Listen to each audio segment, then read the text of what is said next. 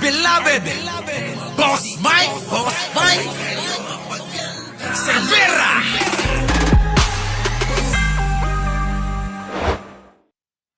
House Committee on Labor ang substitute bill na 200 peso across the board legislated minimum wage increase.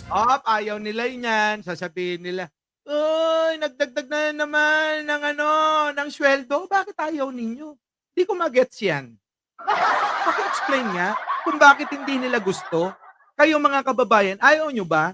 Ayaw nyo ba na madagdagan ang sweldo ng sambayan ng Pilipino? Paki-explain nga.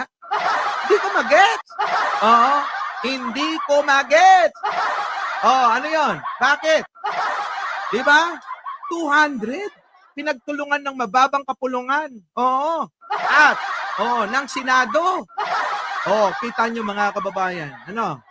Sa mga manggagawa po yan sa pribadong sektor. Ito po ay matapos nagkaisang bumoto pabor dito ang lahat ng miyembro ng House panel dahil mas katanggap pa. Nako, mga kababayan ko!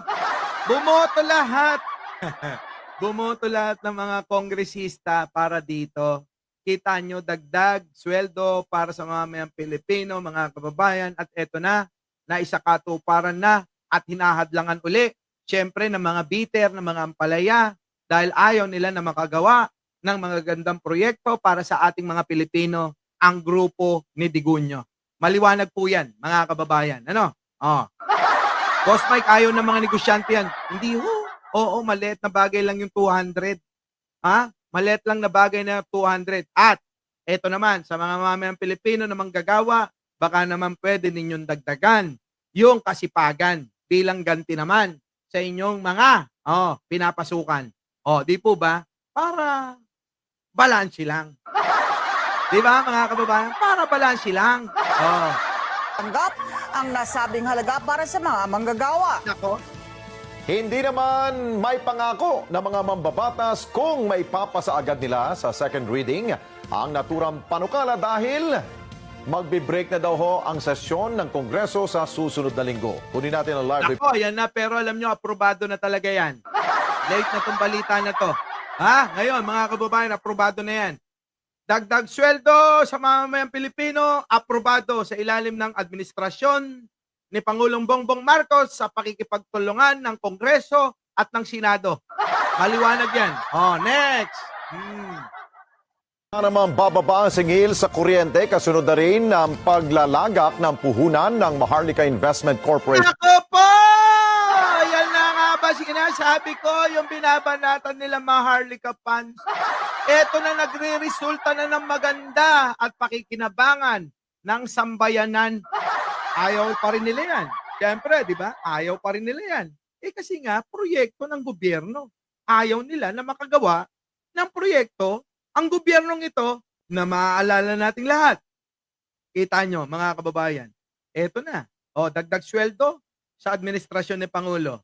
Bababa na yung kuryente na hindi nagawa ni Digunyo sa panahon ni Pangulong Bongbong Marcos natin, mga kababayan. Sa pakikipagtulungan ng Kongreso at Senado. Saan pa kayo? Maharlika funds, di ba binabanatan nyo? Kasi mga mangmang lang kayo, hindi nyo naunawaan kung ano plano. Ang plano ng Pangulo ay mag-invest tayo para kumita tayo, mapababa natin lahat ng mga bagay na kailangan pababain na mga pangunahing pangangailangan ng mga Pilipino. Hindi nila magets yun, mga kababayan. Di ba? Tirang bahala. Totoo yan. Di ba? Sabi rito ni Tirang bahala, may pinaglalaban. Sir Mike, may nakalimutan pala ako sabihin. Lahat ng gwapo at gwapa dito sa... Oo. Di ba? Lahat naman ng mga pangit doon. Ayok ka. Ninyo, may basher ka dito.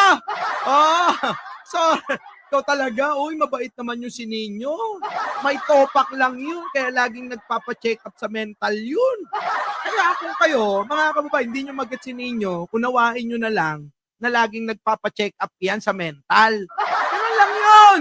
Kayo talaga, Kaya kung ano sabihin yan, bahala na kayong paniwalaan. Tuloy. Eto na. o MIC sa National Grid Corporation of the Philippines o NGCP.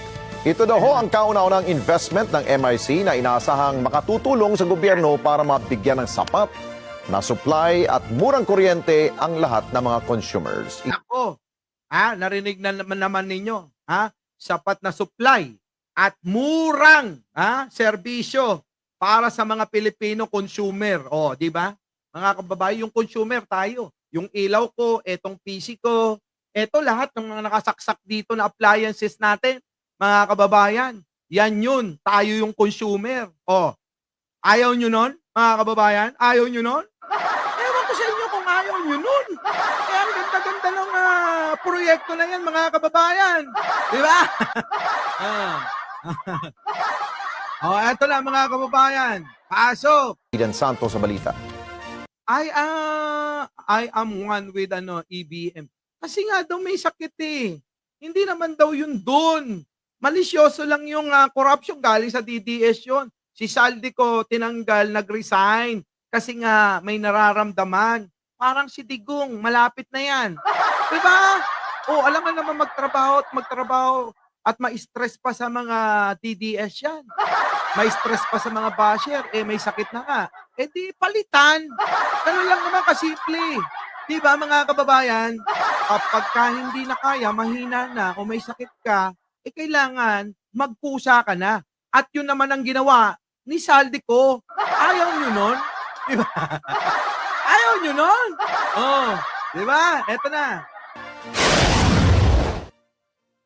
Asahan umano ang pagbaba ng singil sa kuryente sa bansa. Yan ay matapos ang paglalagak ng puhunan ng Maharlika Investment Corporation sa National Grid Corporation of the Philippines o NGCP. Sa press briefing sa Malacanang ay inihayag nina MIC President and CEO Rafael Jose Consing Jr. at Department of Energy Secretary Rafael Utilla na makatutulong ang MIC investment sa pagbaba ng presyo ng elektrisidad sa pamamagitan ng pagsuporta sa pag-roll out ng NGCP sa Nakaw, mga kababayan, ayaw nila yan. Madida, masaktan da, isakit da. Sa Tagalog, mga kababayan, nasasaktan sila dyan. Sa mga ganitong balita, nasasaktan ng mga DDS dyan. Diba, mga kababayan? Hindi lang yan. Good news ulit, mga kababayan. Tuturing dahil asahan daw ho ang ikalawang sunod na linggong rollback sa mga produktong petrolyo. Nako po! Yan na good news sa mga jeepney driver, taxi driver, at sa mga bumabiyahe ng malalayo dyan. Tulad ko, lagi akong nasa galaan. Kaya, pabor na pabor sa atin yan. Saan ka pa? Pababa ng pababang presyo ng gasolina. Kita nyo? Pababa ng presyo ng ng kuryente. Kita nyo? Tumaas ang sweldo ng mga Pilipino. Kita nyo? Mga kababayan ko? Ayaw nyo? Ayaw nyo? Ayaw nyo? Diba? Wow, good news. Sabi ko, good news daw eh.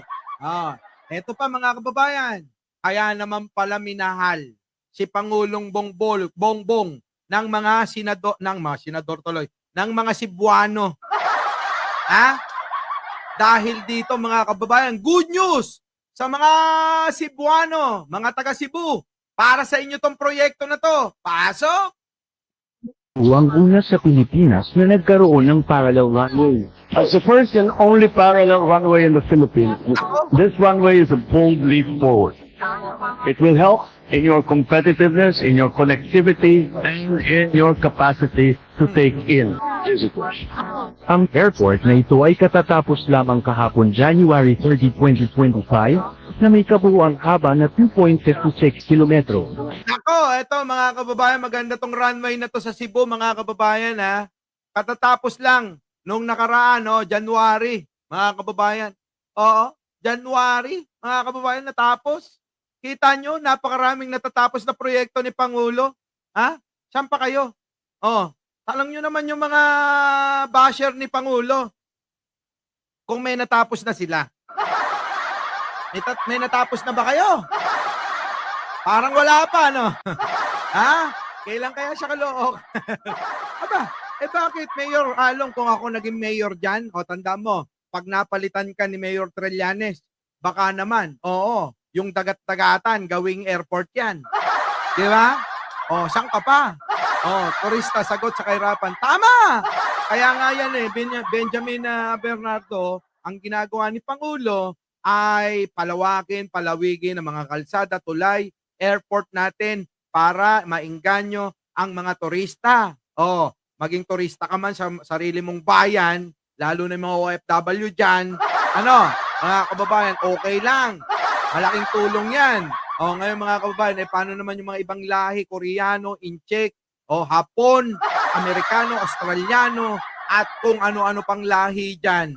Nagpupuntahan, gusto lang makita ang kagandahan ng Cebu. Napakaganda naman talaga, mga kababayan.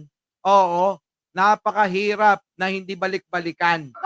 Ako po, Delia Sakuko, sobra akong na-amaze sa Cebu. Opo ang ganda-ganda ng Cebu.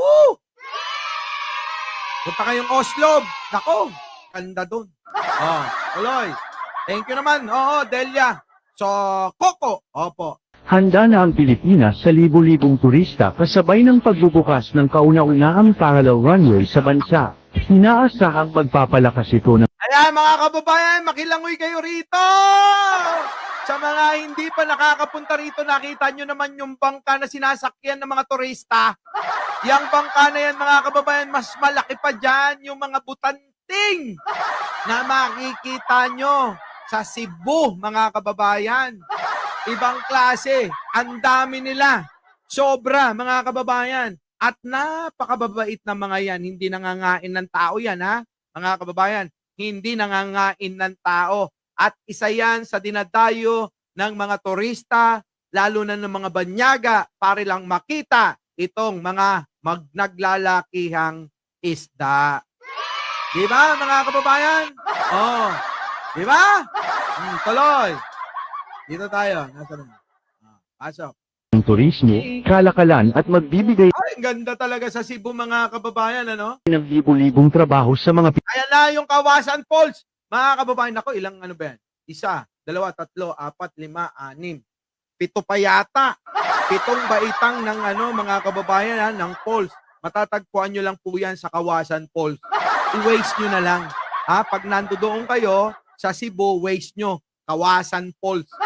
Mga kababayan, napakalinaw ng tubig. Mag-ingat lang kayo mga kababayan dahil napakalalim yan. Hindi basta-basta. Kaya kapag kayo lumusong, lumangoy, kailangan may life vest kayo para sigurado na hindi kayo malunod. Lalong-lalo na yung mga hindi marunong lumangoy na katulad ko. Mga kababayan, puntahan nyo dahil nakpo mga kababayan, isang beses lang mangyayari sa buhay nyo, makakita kayo ng napakagandang tanawin. Matatagpuan dyan lang sa Cebu. Diba? Tuloy. Pilipino sa ilalim ng bagong Pilipinas. Ayos, mga kababayan. Badyos naman, mga kababayan. Siyempre, dahil nga dito sa mga akusasyon sa mga Duterte, nakabalik na sa sinasabi na wala daw drug addict sa Davao, mga kababayan. Eto na naman, may bagong balita na naman tayo. Ano yung Boss Mike? Eto. Isa ng 5 opisyal ng Davao City Police ang surprise drug test na isinagawa sa kanilang tanggapan. Naka po! Duterte! Duterte family, Yung mga pulis nyo tumatakas. Saan? Nagsorpresa. Ang kinaukulan para sa drug test. Bakit nagtakbuhan? Naku po! Paano yan? Kung yung mga pulis nyo mismo ay involved o gumagamit ng droga, tapos sasabihin nyo walang droga sa Davao, samantalang napakaraming na nahuli dyan, di ba? Marami nang nasabat. Paano yan? So, may droga sa Davao. Digong, may droga sa Davao. May droga sa Davao. Ayon sa kanilang hepe, biglang umalis ang 5 at hindi na nagpakita pa mula kahapon. Binigyan sila ng hanggang ngayong araw para sumalang sa pagsusuri. Sasampahan sila ng reklamo kung hindi ito gagawin. Ikinasa ang drug test kasunod ng mga sumbong na natatanggap ng PIDEA na may mga pulis na gumagamit ng iligal na droga. Grabe, no, mga kababayan, ano? Pati mga pulis nila sa Davao gumagamit daw ng droga. Ulitin ko lang. Sa Davao City, yung kanilang daw mga opisyal, mga kapulisan, gumagamit daw ng droga. Baste. Anong ginagawa nyo dyan? Tatanga-tanga. Diba, mga kababayan? Our beloved Boss Mike Cervera.